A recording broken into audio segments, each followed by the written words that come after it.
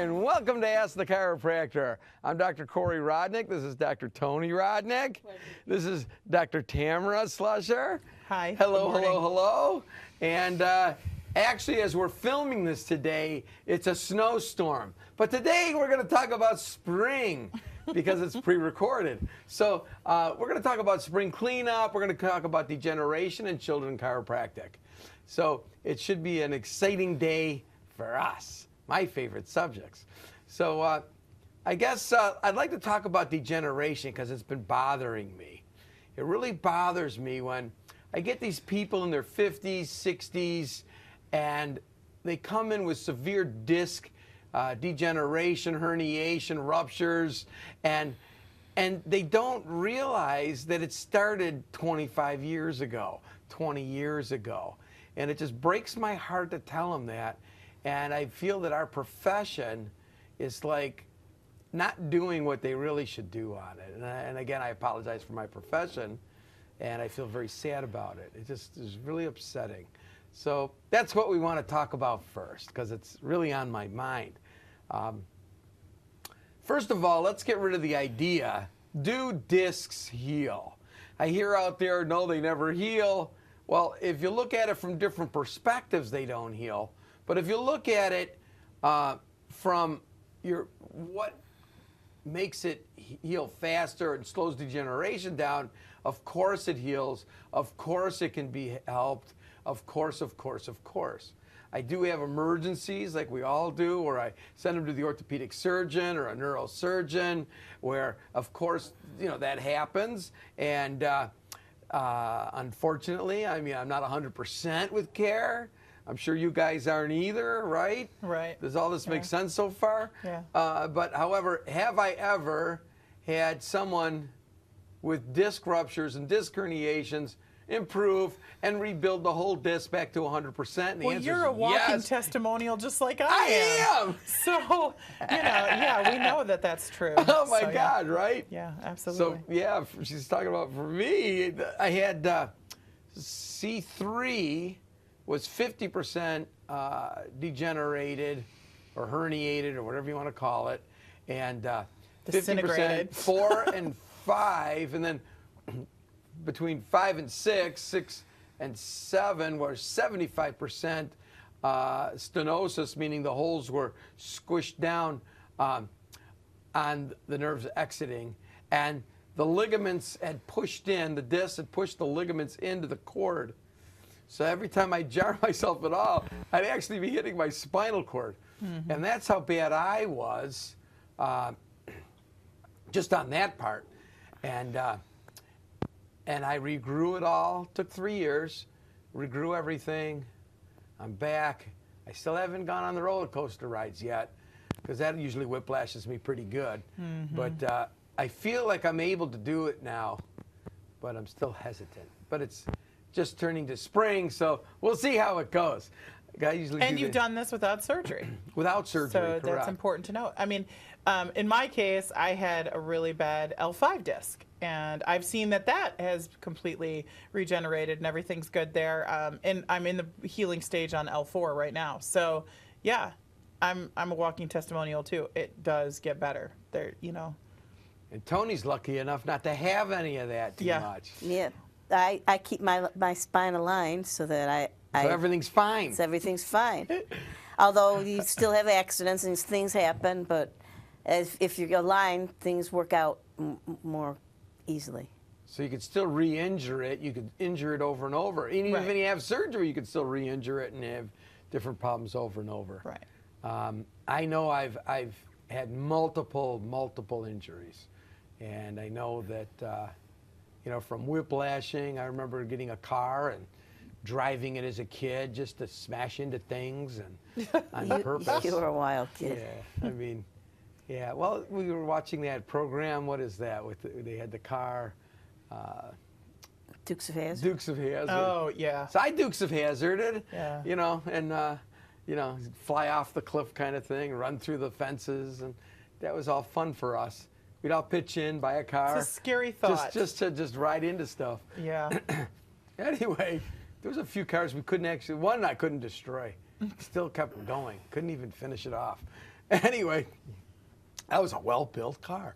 So they don't make them like that anymore. So, you know, and then, you know, skiing accidents and different things like that. Hitting a deer, that was a wonderful moment. Different things like that. And then getting electrocuted, that was another moment.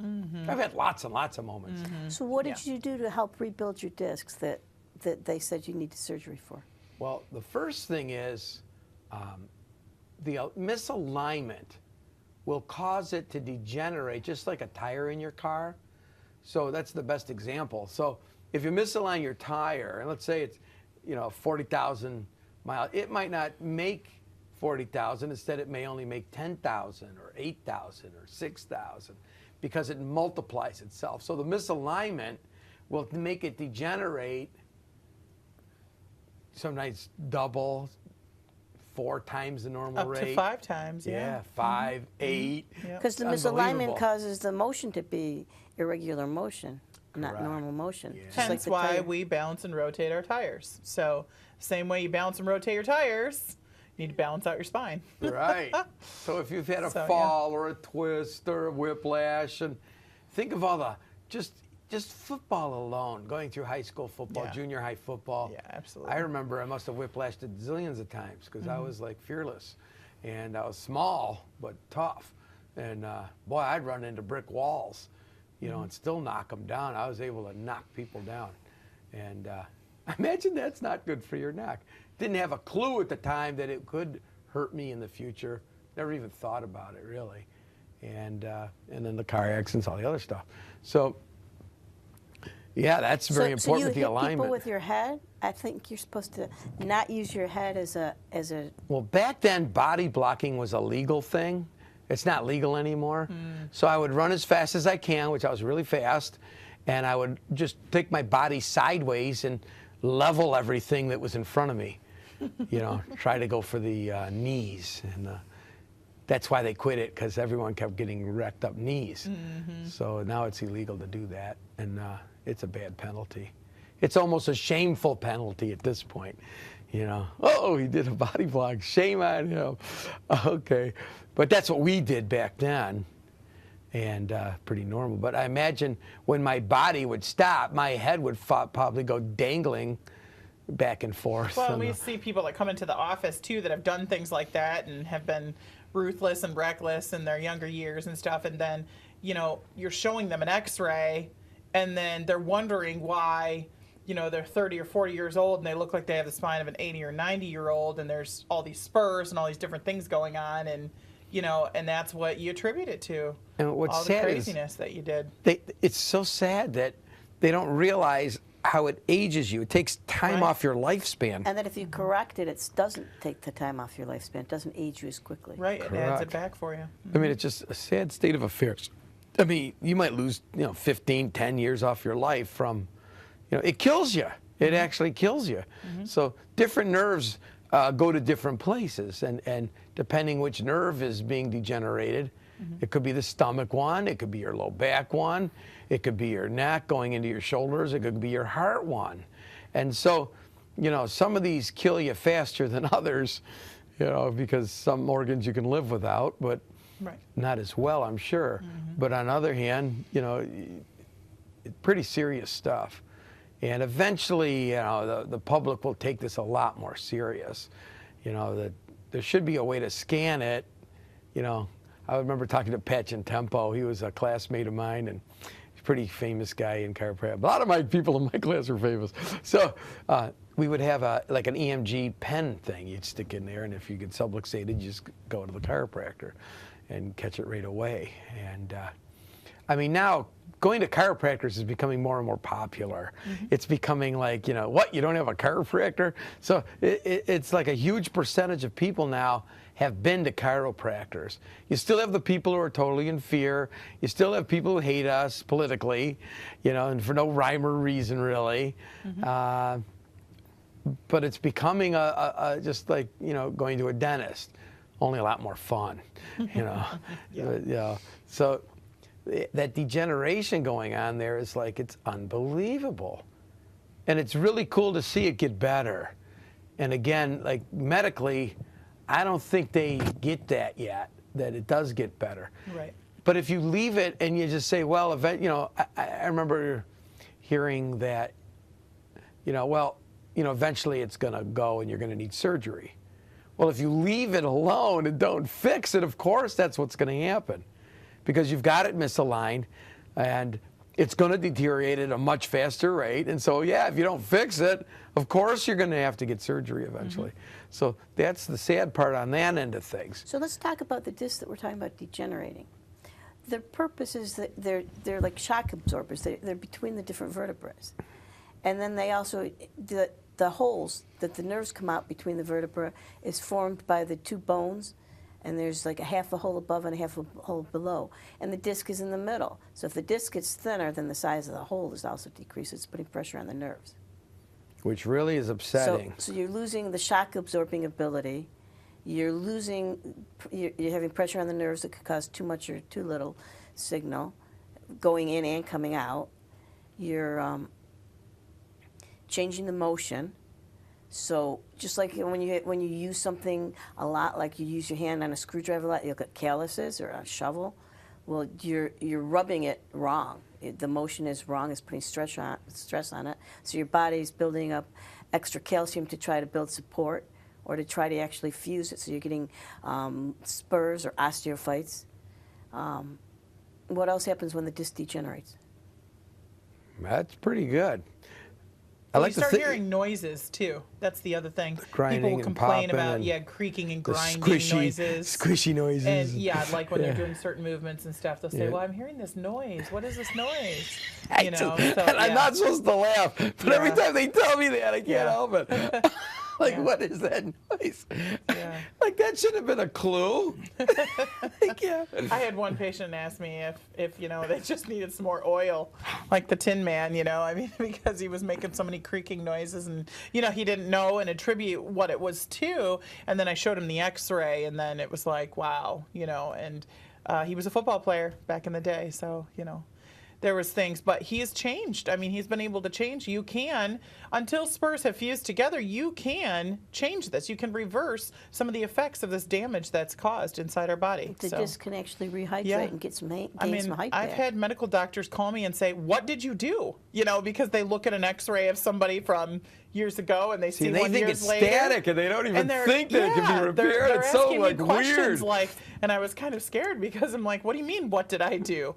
And stuff. So, and we just attribute it to the fact that we're balancing out the spine, realigning things, these misalignments, and causing the nervous system to function as a whole better, the way it's supposed to. And then the body heals. So the body can heal. Yeah. Because the chiropractor doesn't heal.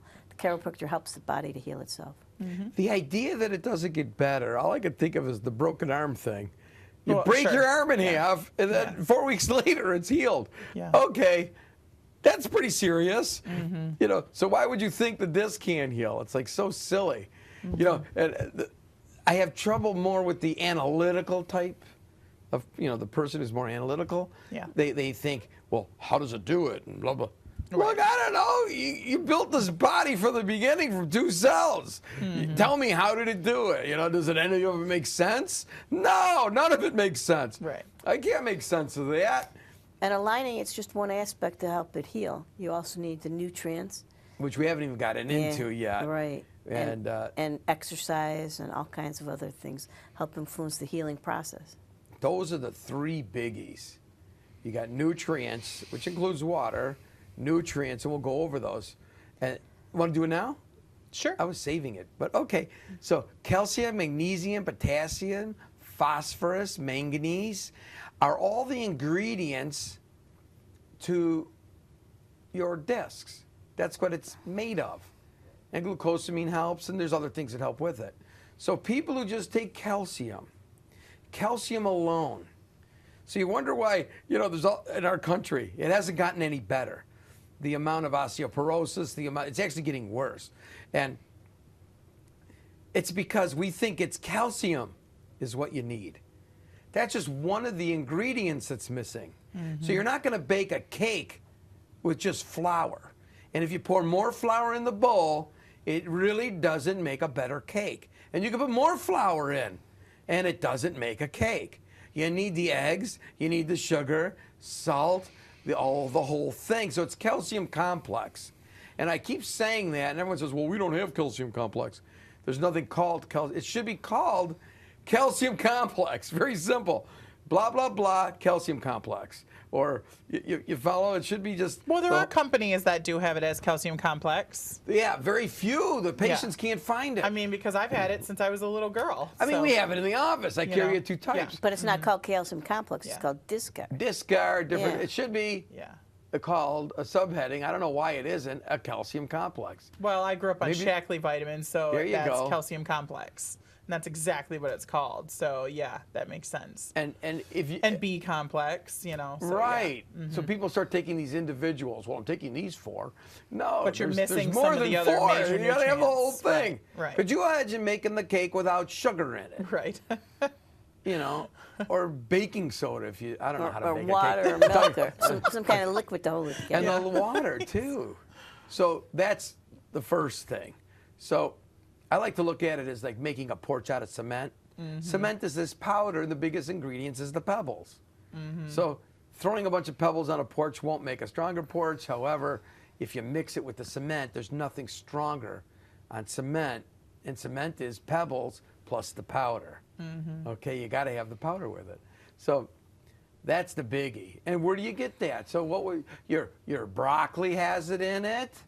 What almonds, asparagus, Jello has a lot of stuff in there because it's made from that.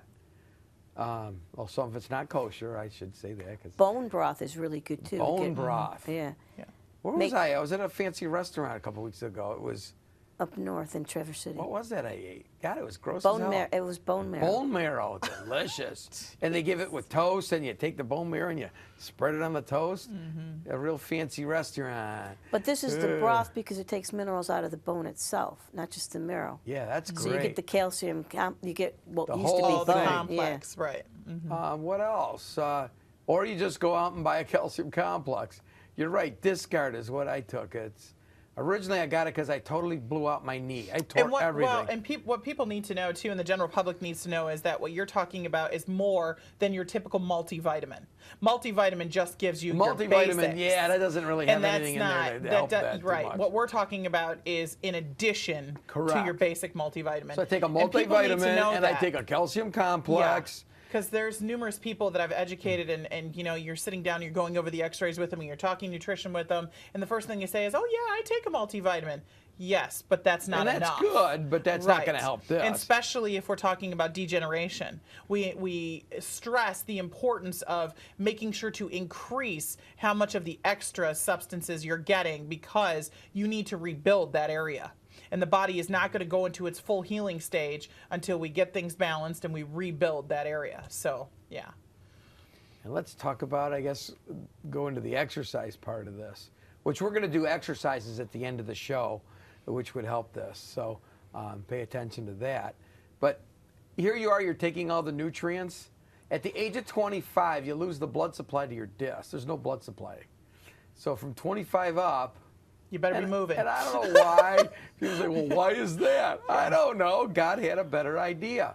Right. So once that stops, the only way you're going to get it there is by movement. Right. That gets So- the nutrients in and the waste out. So when you're taking the vitamins, you're loading up the trucks, but the trucks aren't going to be delivered there unless you're moving. And what's the moving? You just stretch this way and that way. Not while you're sitting either. You shouldn't do it while you're sitting because now you're bending and twisting. So you want to stand and just turn. I usually take a deep breath all the way out and turn a little more. Take a deep breath all the way out and turn a little more. Not to where it hurts or pops or any of that. And I take it here and I take a deep breath all the way out. And I take a deep breath all the way out. You do a couple of those, then you can just do the regular turning, and you want to turn your neck with it too. I like doing it in the bathtub. I don't know why, but Yeah, you splash a lot in there. I go, what's just going on in there? Twist the body one way and the legs the other way, and then twist around the And other I way. would imagine, and I'm not sitting, so I'm because laying. you're in a hot bath, I would think that Well, water's to it your would benefit. it would move even more. Yeah, calcium sure. 'Cause the to muscles are calcium relaxed. complex. Yeah, Yeah. the muscles are relaxed. So eventually our country will start saying calcium complex. I've been saying it now at least 15 years. Longer. Yeah. Longer. More like 25 years. Since I was little, so yeah. So And if you're getting enough calcium complex, your nails grow longer and stronger. they do, So they you, do, you know they that do. you know you're doing better with it. Yes, yes, and yes. Because your body, like she was talking about earlier, if it's degenerating and your body's going to try growing spurs there because the disc will actually start to squish out, you know, it doesn't just go, it goes like this and then everything's squishing out the other way. Show it on that picture that you have Here you right go. there. You can see. And, yeah, see, Very nice picture actually, there. you know what? I bet you this has got a really good, real good one. Look at that. So you're just squishing out. So your body is going to make the calcium come way out here. And it'll grow this great big old spur to help contain this To sucker. stabilize it. And again, 4 weeks for a broken arm. So you can imagine how quickly that would grow that spur. And people say, well, spurs never go away. Yeah, right. I've had spurs and then they're gone. Okay, I've done it back and forth. So that's what, and now this calcium that's growing is my point on this. It's taking it from somewhere. So as your body's growing that, where's it taking it from? The calcium's coming from somewhere. So it's probably coming from one of the bodies of these vertebrae here. So now you have osteoporosis on one end, and on the other end, you got spurring growing all over the place. So some people think, well, I shouldn't take calcium complex because I'm already growing spurs. No. Yeah, I've heard that not a couple at of times all. before, too, yeah. When you get this thing corrected, this spur grows away, and you want to put enough calcium back into your body to where you were missing it. Yeah. So, yeah. And is this a quick process or a slow process? It took you 3 years to get your neck back. 3 years for me, baby. And it's still not all the So way you back. gotta be I patient. still have a curve. My curve is in my neck like that. But all the discs grew back and all the disc heights grew back. I probably put an inch on myself. You know, an extra inch again. Woo! You know, just what I need to bump my head some more. So, yeah, I grew those You know, discs and back. it's funny you talk about that too.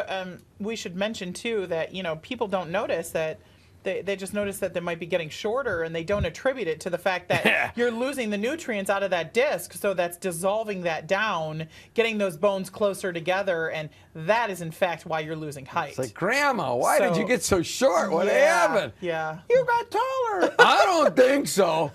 Okay. Oh, man. Like you're talking 4 inches, Yeah, 3, 4 you can inches. lose up to 4 inches. Yeah. Yeah, man. Yeah. And that's just because Grandma hurt her back, quit moving, everything deteriorated from there. Because you got no nutrients, no blood supply, shrinkage occurs. I lost about 2.5 in a car accident, and I've gotten half of it back so far. So yeah, Wow. You definitely, you know, and it can happen in a quick impact, short amount of time. It doesn't take long for it to start in the process. So you have to make sure to keep yourself hydrated and getting those appropriate nutrients in there. So yeah. You know, also gravity squishes us too. You might lose some an inch or so a day. Be from taller in that. the morning because I would take my kids. I have stair-stepped kids, like an annual event. So it was like, wait, they're your kids too. So I would take them to one of these. It was Amusement parks? What's that one? Am I allowed Cedar to- Point? Cedar Point. Oh, Cedar Point, And yeah. so I'm taking them there. So the price if you're going on the big rides is totally different than if you can't go on because of height. You can't go on the big rides. You're on the little rides. So in the morning, I take them. They'd go on the big rides, and by the end of the day, they shrink, and I'd get my money back. The difference. Oh, jeez.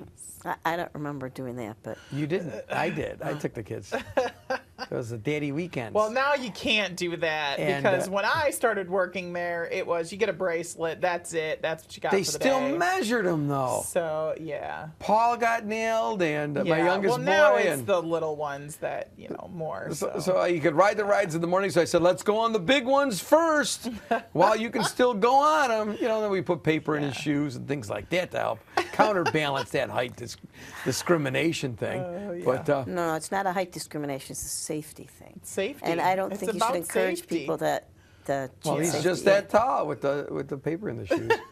You know, we go to the bathroom, take out the paper towel, Take and quite a bit fold of it up, paper stick it in to- there. yeah, and to get your height. I think we could get like a 1/4 inch or so, but you can't really, like you said, safety-wise, you don't want to go bigger than that. But so you got another hour out of it. So anyway, People should be careful, though, while you're talking about amusement parks. I guess that we should put in there You know, growing up, I went to tons of amusement parks. I worked at Cedar Point for 5 years, you know, and doing those rides were never a problem.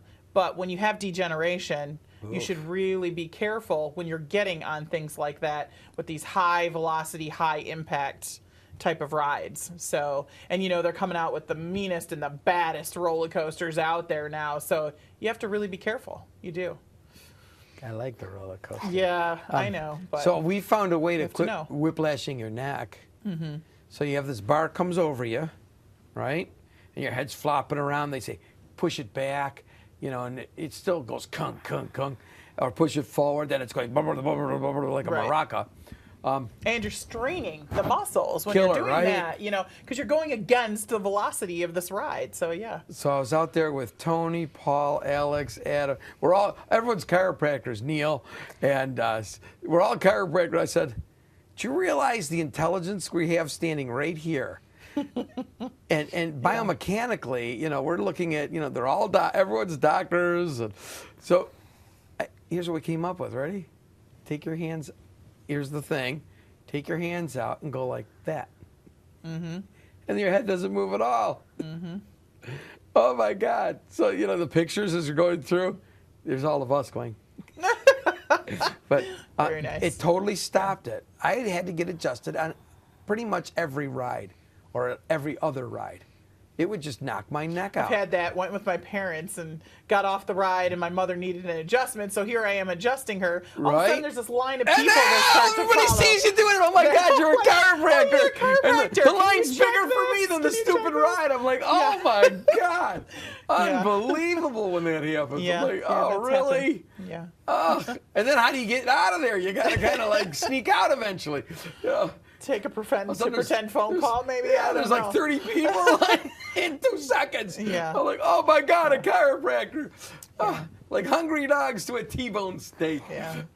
Oh man, that's so funny. 'cause When I it's worked happened at so many times. to when me. I worked at Cedar Point, we had a medical doctor and a chiropractor on staff all the time. Wow. So that was always a smart thing. So you know, The last time I went there, I saw a whole lot of chiropractors right outside the place, just lying, you know, the offices. oh yeah, I was very surprised. Oh, yeah. Because remember, I've been going to Cedar Point, you know, back 45, 50 years ago. Maybe 45. Yeah. 50 doesn't quite make it. But I've been doing it that long. Cedar Point's been there that long. You know, when I was a kid. Wow.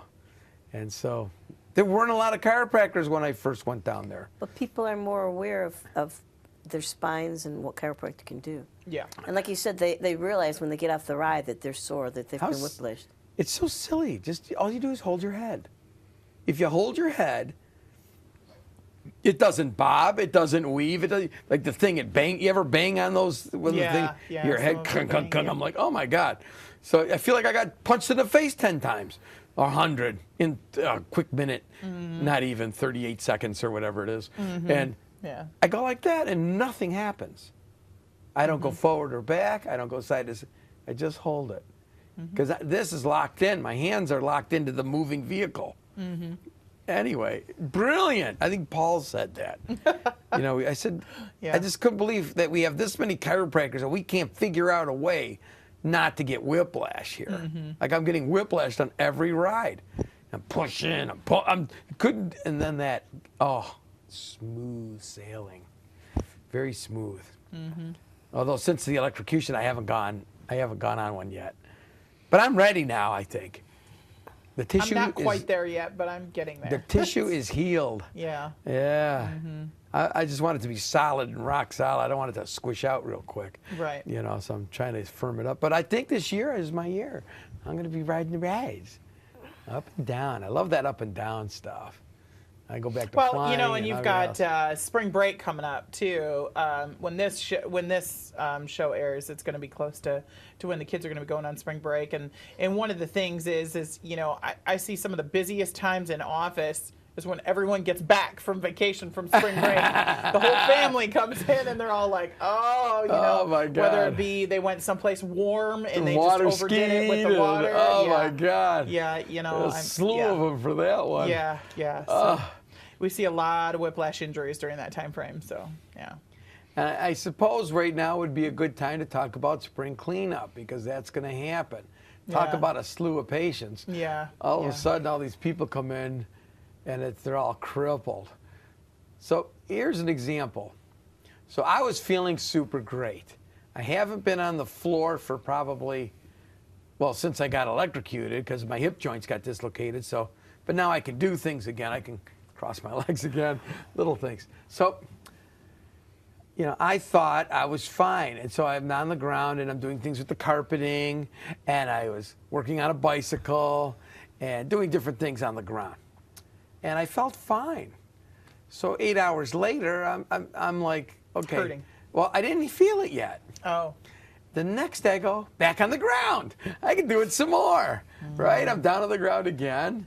I got my legs this way, and I'm moving, I'm twisting, bending and twisting all over the place. Well, then it happened. It's called Monday. Monday happened. And I felt, you know, when you're building your gluteals, that exercise where you go, you know, your what do you call that? The lunge? The lunge. I felt like I did 1,000 lunges because I could hardly move. My buttocks, my legs, plus I irritated the low back L5 disc, so that had to be swollen like a balloon. And so for 5 days I suffered. Did I learn my lesson? For this week, definitely. Next week, probably. The week after, it starts to fade. Because pain's relative. Pain is a learned behavior. We respond to pain based on our experiences and what our family said. Like, oh my God, what happened to you? You know, I remember as a child, I wiped out, no, I jumped out of a tree and kind of broke my nose and my toe and had this goose egg. And I went way out on the limb and I couldn't get back. So then I said, get out of the way, and I jumped. Okay, so I ride my bicycle. I'm probably half a mile away. I ride my bicycle home. I never cried until my mom said, oh my God, what happened to you? And then I start crying and, you know, and all this stuff. And anyway, I mean, I was all busted up, but I was okay. I was just pretty broken, you know, like. Well, you have a high tolerance for pain, That's too. true, too. But, you know, I learned from my dad, you know, he steps on the rake, it's going through his toe. Here, son, give me a hand here. And he picks his foot up, hands me a rake. I'm holding the rake, he's pulling his foot out.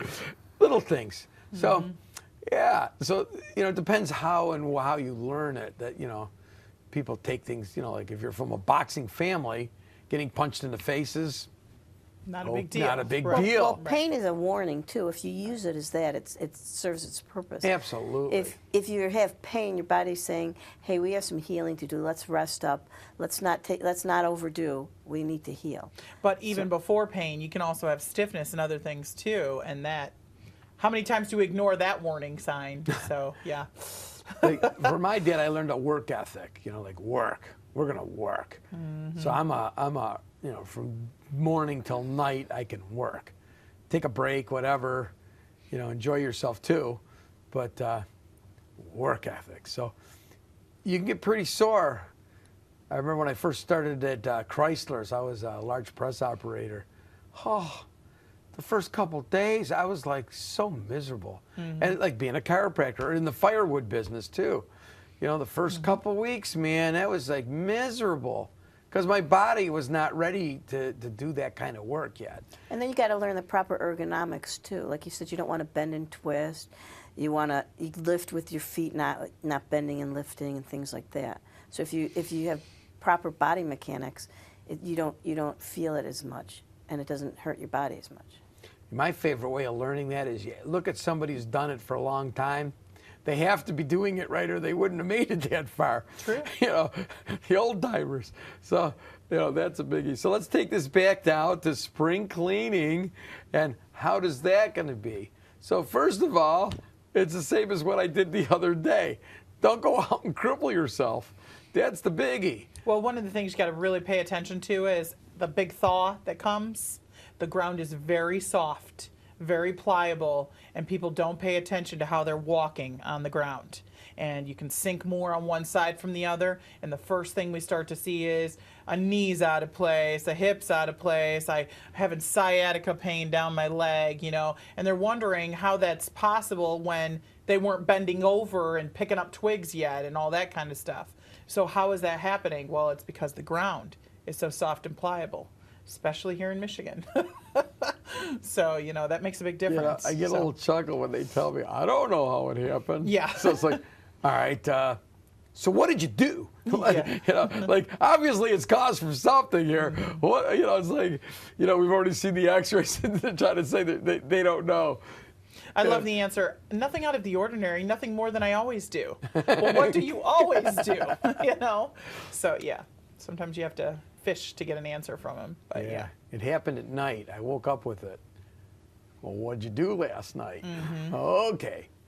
Well, I have a feeling some people are going to try to get outside next week even because we're forecasted to have like 50 degrees, 52 degrees for a couple days in a row. Well, then when it gets cold again, then the ground is going to be different again. So, you know, you have to watch those kind of things. Those make big differences. So wearing the proper shoes when you're doing it, that kind of thing. So, yeah. Okay, and so now it's been thawed for a week or two. So now what's next? All the stuff that fell everywhere, that's all around the house is the next thing. And you want to throw out stuff. So again, the bending and twisting. Did you warm up? Your muscles might be cold. You're going out in the cold. If you didn't drink enough water, oh man. Warm up. You should really hit on that because we talked about that in one of the other shows. That's so important that you have to warm up those muscles before you go out into that different degree with those different temperatures before you do that kind of cleanup. That makes a big difference. And if you're going to rake, you don't want to reach and pull. You want to move with your feet. Because when you reach and pull, you're exposing the small muscles in your back that are holding your ribs together because your shoulder blades move out of the way when you reach. So you want to keep your elbows in and move with your feet. So if you bend, instead of standing and pulling with your arms and you bend over, how much more weight per PSI would there be? They say there's 10 times if you're bending over when you're picking something up because it's like a lever. The further out you go, the more pressure it is. So if you're bending, the fulcrum is the point where you're bending, the spot on your low back, your L5 disc maybe. And you're lifting up 10 pounds, it's like you're lifting up an extra 100 pounds. Plus the weight of your body is changing too. Which on average in our state is about 100 pounds. They say 110, but I think we're doing better this year. And most things, like when you have a bag of leaves and when you have, you know, a bag of sticks and all those different kinds of things, you're going to lift over 10 pounds. So you know that if you times that by 10, you know that you're lifting a lot of weight. So you want to keep it close to your body. Yeah. So And you don't want to bend. close. You want to keep your back straight. I always tell people that have any kind of degeneration, whether it be versus, you know, on X-ray or that have come into the office that we have taken care of and stuff, I tell them wear a back brace. You're doing heavy labor like that, wear a back brace. Protect your back at all costs. Like a bodybuilder wears a belt. And you can use a bodybuilder belt. It's fine too. Yeah. So if I have to bend over to pick something up, I'll usually put my elbow on my knee as I'm bending down because I'm taking all that weight and putting it on my leg instead of on my back. So here I lift a 10-pound weight and now I push off, and that way it's a lot less weight on me. You can do that with your housework around the house too. I do that with my dishwasher. Lean my hand on the counter while I'm filling the dishwasher, There things you of go. that nature. Yes, When yes. you're unloading a washer or dryer or whatnot with clothes and stuff. Any of those kind of things where you can take pressure off definitely takes pressure off your back and off your spine. So you know the sheep herders and goat herders, they always had this stick. And the reason for the stick is not to hit the animal. It was because their backs are sore, because they're standing on uneven ground. And it helps to support them better. That's what the stick is all about. A lot of people wonder why Moses had a stick, because they were taking care of goats and different things like that. And so that's the same, along the same line. And then getting it in close to the body. So the further out you reach, you're multiplying that amount more and more and more. Plus, you also expand the rib cage that much more. And we have so many cases of people that come in with ribs out of place, and they say that they're either having labored breathing or they're having trouble with the stiffness and Or it's sharp catching their pain, sharp breath, pains when they breathe. sharp pain when they breathe, those kind of things. I mean, I see that all the time. All the time. So I see that at the beginning of the winter, because they're pulling on their snow blowers or there's what do you call not jet ski, the Snowmobiles. Snowmobiles. And so they're some of them don't have electric starters. They're pulling on them. So I see a lot of it then, and then I see it again in the spring, because the spring, guess what they're doing then? They're starting the lawnmower. So I get a million of them like that with that rib pulling on. It feels kind of like a stabbing, sharp stab pain. Goes away quickly because it's usually 2 weeks for muscles to heal, 4 to 6 weeks for tendons to heal. So once you pulled that rib out, you had to tear the muscles. But you put it in like a couple weeks, it's gone. Or you can leave it there for maybe, I think the longest is about 2.5 years. And it's supposed to kill you. Gives you like a heart attack is what happens. The way that works is the rib goes out, so the pressure on it, the body starts rotating the whole rib cage, which torques. There's a sac around the heart called the pericardial sac, and it torques it. So then the heart starts to flutter, and eventually you get a heart attack from it. And that's a whole process in itself. For us to fix, but devastating if you leave it there. I don't mean for a day or two. I'm talking, you got to leave it there. It's 1.5 years to 2.5 years, I think, is the expected life expectancy on that if you leave it there. I've had people where they actually went in and clipped the nerve going from that, it's underneath the rib, They went in there and they clipped the nerve. That's a crazy thing. Wow. I guess that's one way of fixing it. But it's like, oh my God. Seems a little really? invasive. But Very yes. invasive. We just fixed that pretty easy. 4 to 6 visits, 7 visits. I'm usually got that handled pretty good. Yeah. But what do you want to talk more about? Clean up. Thinking about going out, cleaning up, man. Well, some of the biggest things was you already hit on the fact that the ground is going to be uneven, and that we got to pay attention with that, and the bending, keeping your elbows in close to your body, that kind of thing, and taking breaks, staying hydrated. We talked about, in the summertime, you got to do it when you're doing the weeding and the gardening and everything. We got to do it in the springtime too. You have to stay hydrated.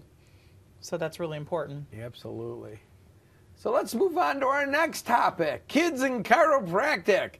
God, I love those kids. They're my favorite patients. They're so easy.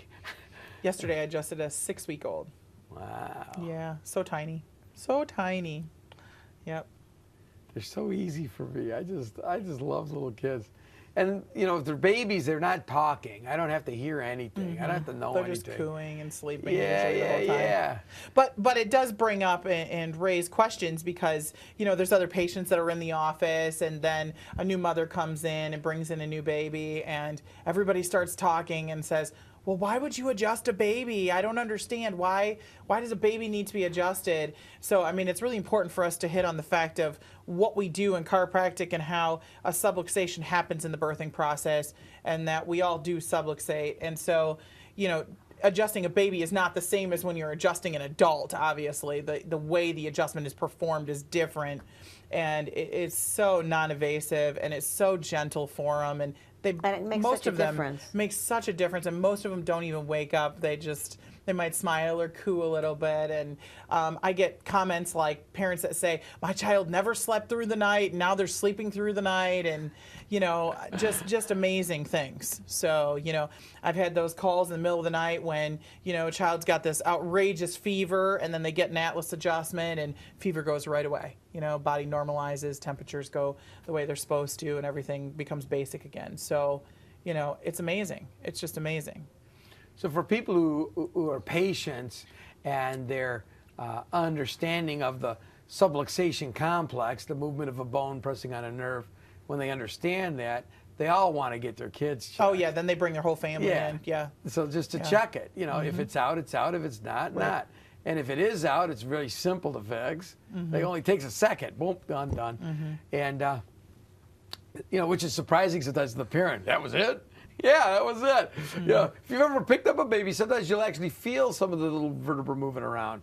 You'll pick them up and go, I felt something there. Or you'll hear some things, too. Or hear something. How flexible they are, sure. And our job is to keep that alignment perfect so that the nerves are working at 100% perfect, the way the body and God had meant it to be, that the signals flow normal and correctly down the cord, out each nerve to every single cell in our body.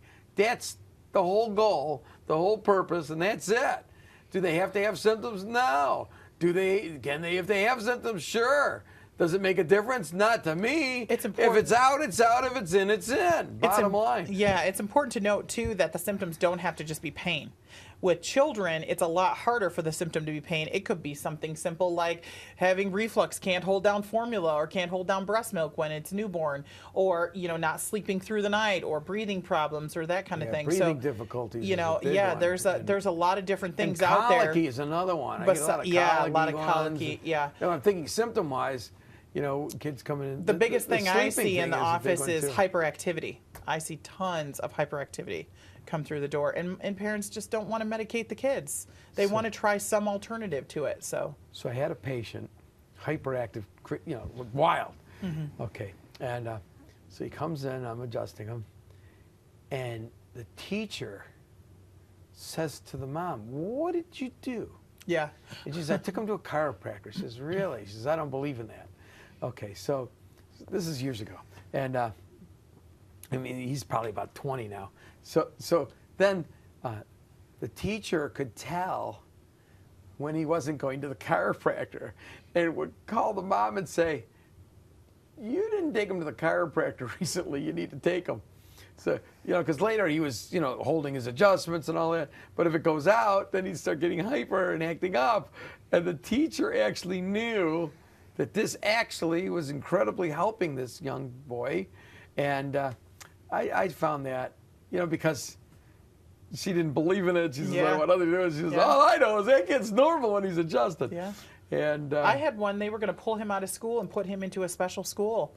And when he would come in the office, he could run circles and laps around the office. He just could not sit in a chair. And he'd get adjusted, and the parents would comment that the car ride home was the most peaceful car ride home, you know, that they would experience. And the child was able to stay in the classroom, was able to stay in the same school, and didn't have to be taken out. So, yeah, it's amazing. It is amazing. It's unbelievable what it can do. So for all the people out there who have tried everything and done everything and haven't been to a chiropractor, please don't do that. Please go to a chiropractor. It's like so sad that, you know, and it doesn't matter what it is. It doesn't matter what it is. Because being, you know, less subluxated and having a nerve supply that's functioning normal is, you know, it can be night and day. Doesn't mean 100% of the time. Like I said, I refer out all the time. I refer to all kinds of doctors for all kinds of problems, you know. And a lot of it we're working together now. You know, take care of the emergency part of it, and we'll keep correcting it and things like that. So, which is it's a new time, a new day, and yeah, things are changing, and we're working well together. And you know, the idea is, you know, you have this ability to do things and an ability to heal and abilities that you might not be able to utilize by having a bone out of place. And you might not even know it's out of place. You don't have to have pain. You know, and, you know, well, you look at it and there it is. It's simple as that. I mean, it's easy once you have pain. That's. Well, yeah, and pain comes so much later that the problem was already there for a long time. And, you know, there's so many other warning signs that we just ignore, and there's so many things that we just think, oh, it'll just go away on its own. One of my patients yesterday says to me, she says, she came in for a severe low back, you know, disc and subluxation and pinched nerve and everything. And she goes, "Could this be helping, like, my numb hands? I'm waking up in the morning with my hands aren't numb." And she had the same problem in her neck as she had in her low back. You know, and we've all seen this multiple times where, you know, it does that and helps in other things where she didn't know.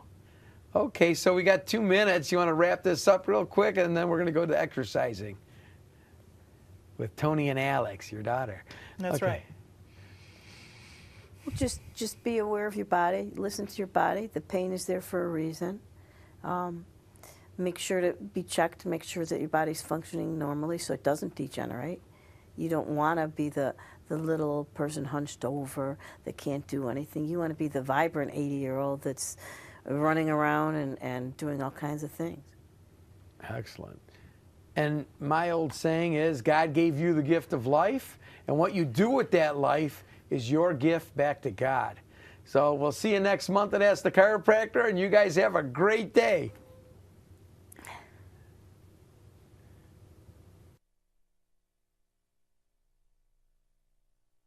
Welcome back to Ask the Chiropractor. We're going to show you some spinal exercises, some good posture exercises. With me today is Alex Heatley, and we're going to show you that it's never too young to start a good exercise program. Before we get into the posture exercises, we were talking about degeneration, and Dr. Rodnick was talking about you want to keep motion in the spine. So we're going to just motion the spine a little. He was alluding to just twist. You want to twist one way and twist the other way. You want to just keep motioning. You want to keep turning your head along with it. Just get some motion into the spine so the nutrients get into the disc. You can also, then you can just bend over, just hang. You call this just hanging. Just hang. You can. Another one is throwing water. We can just throw water. Pretend you're throwing a bucket of water.